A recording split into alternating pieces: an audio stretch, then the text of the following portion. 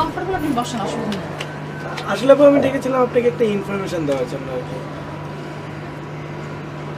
আপনি ইনফরমেশন দেওয়ার জন্য আমাকে ছাদে ডেকেছেন?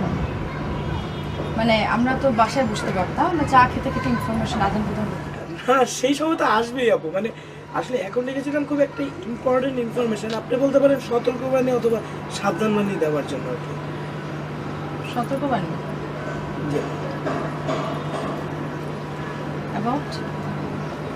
এই যে আমার বিয়ে মনির আছে না, ওনার বিষয়ে আর কি।